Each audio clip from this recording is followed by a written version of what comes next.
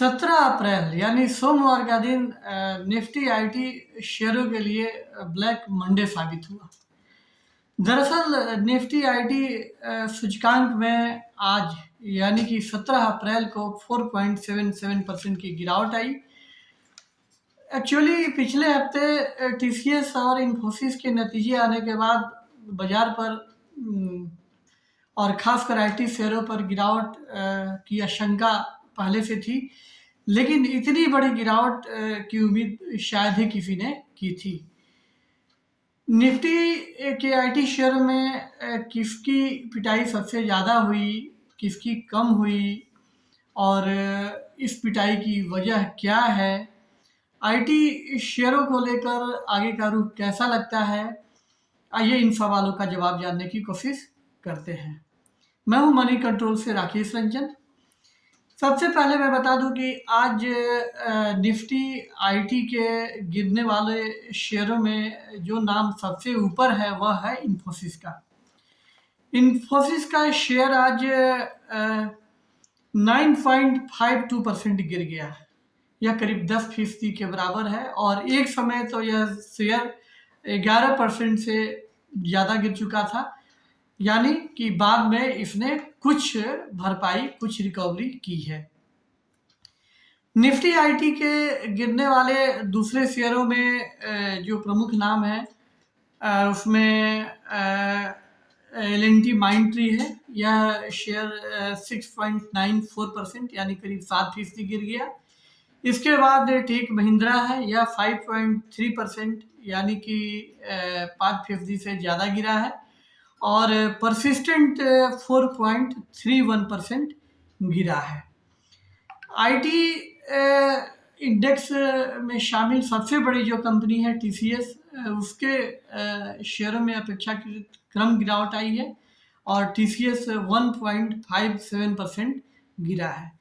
लेकिन एक बात तय है कि निफ्टी आईटी इंडेक्स में शामिल कुल 10 में से सभी 10 शेयरों में गिरावट आई है और इस गिरावट को लीड किया है इन्फोसिस ने। तो सवाल ये है कि इन्फोसिस में इतनी ज़्यादा गिरावट की क्या वजह है। इन्फोसिस ने पिछले हफ्ते अपने चौथी तिमाही के नतीजों का ऐलान किया और टीसीएस ने भी ऐलान किया, लेकिन मार्केट एक्सपर्ट्स का मानना है कि इन्फोसिस ने जो नतीजे दिए हैं, जिस तरह के गाइडेंस उसने करंट फाइनेंशियल ईयर के बारे में दिए हैं, उससे जो है कि उसके शेयरों के प्रदर्शन को लेकर कई तरह के सवाल खड़े होते हैं। उसकी इन्फोसिस के फाइनेंशियल परफॉर्मेंस को लेकर भी कई तरह के सवाल खड़े होते हैं और इन आशंकाओं की वजह से जो है कि 17 अप्रैल यानी सोमवार को इन्फोसिस के शेयरों में बहुत बड़ी गिरावट देखने को मिली। एक सबसे बड़ी बात यह है कि इन्फोसिस के जो चौथी तिमाही के नतीजे हैं, इसमें करीब सभी मोर्चों पे कमजोरी देखने को मिली है। अगर हम बड़ी डील्स की बात करें तो तीसरी तिमाही के मुकाबले चौथी तिमाही में बड़ी डील्स की जो वैल्यू है उसमें कमी आई है। अगर तीसरी तिमाही के मुकाबले चौथी तिमाही को देखें तो रेवेन्यू ग्रोथ, प्रॉफिट ग्रोथ, दोनों ही मोर्चे पे इन्फोसिस का जो रिजल्ट है वह स्ट्रीट के एस्टीमेट यानी कि बाजार के अनुमान के मुकाबले कमज़ोर है। और सबसे बड़ी बात जो कही जा रही है वह यह है कि इन्फोसिस और टीसीएस के नतीजों को देखने से ऐसा लगता है कि अमेरिकी इकोनॉमी जो है वह रिसेशन की तरफ बढ़ रही है और दोनों ही दिग्गज आईटी कंपनियों के नतीजे इस बात का संकेत दे रहे हैं। यह इसलिए कि इन्फोसिस और टीसीएस के कुल रेवेन्यू में इन दोनों ही बाजार की सबसे बड़ी हिस्सेदारी है और दोनों का मतलब मेरा अमेरिका और यूरोप के मार्केट से है। और अमेरिका और यूरोप में, खासकर अमेरिका में यदि रिसेशन आता है, अमेरिकी इकोनॉमी अगर मंदी में जाती है तो यह इन्फोसिस और टीसीएस सहित करीब सभी बड़ी इंडियन आईटी कंपनियों के लिए ये खराब खबर होगी। और जैसा कि आज की गिरावट से यह स्पष्ट हो गया है कि आने वाले दिन जो हैं वह आईटी शेयरों के लिए अच्छे नहीं दिख रहे हैं।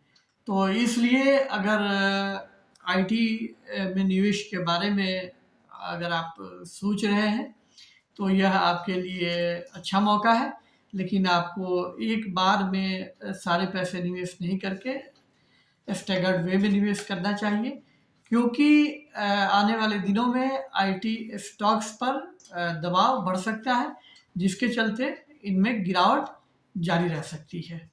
अब मैं कुछ आंकड़े आपको बताता हूँ जिससे आपको पूरे पर्सपेक्टिव का अंदाज़ा हो जाएगा।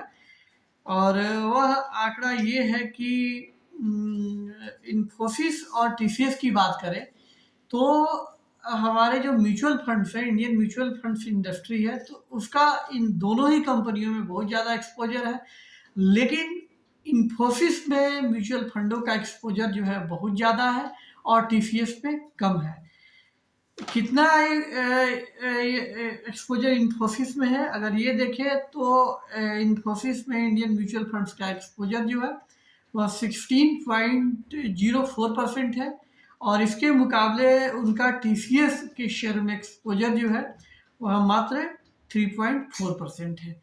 तो जाहिर सी बात है कि इन्फोसिस के शेयरों में यदि गिरावट आती है तो इसका असर जो है म्यूचुअल फंड की इक्विटी स्कीमों पर भी देखने को मिलेगा, और मार्केट पर भी इसका असर ज़्यादा देखने को मिलेगा, क्योंकि जो मार्केट इंडेक्स है तो उसमें टीसीएस के मुकाबले इन्फोसिस का वेटेज ज़्यादा है। मार्केट इंडेक्स में टीसीएस का जो एक्सपोजर है वह 4.3% है, इसके मुकाबले इन्फोसिस का जो एक्सपोजर है वो 6.8% है। तो इन आंकड़ों को देखने से ऐसा लगता है कि जो आने वाला समय है वह इंडियन आईटी कंपनियों के लिए अच्छा नहीं है, खासकर इन्फोसिस के लिए तो और भी अच्छा नहीं है। तो आज जो गिरावट आई है वो अगर उसका मार्केट पे, कुल मार्केट पे, सेंसेक्स और निफ्टी पे भी असर पड़ा, आईटी स्टॉक्स में आई गिरावट का। और अगर मार्केट को आज पीएसयू बैंक और FMCG, auto and oil and gas शेयरों का सपोर्ट नहीं मिला होता तो मार्केट बहुत ज़्यादा गिर गया होता। लेकिन मार्केट जो है सेंसेक्स खास करके सिर्फ 500 पॉइंट के आसपास आज गिरा है। तो ये रही हमारी आईटी स्टॉक्स में 17 अप्रैल यानी सोमवार को आई गिरावट को लेकर बातचीत। यह वीडियो आपको कैसा लगा? यह वीडियो अगर आपको अच्छा लगा तो इसे आप लाइक करें, और अगर आप अभी तक आपने हमारे YouTube चैनल को सब्सक्राइब नहीं किया है तो इसे सब्सक्राइब कर दें। और बहुत जल्द हम आपसे नए वीडियो के साथ मिलेंगे। तब तक के लिए नमस्कार।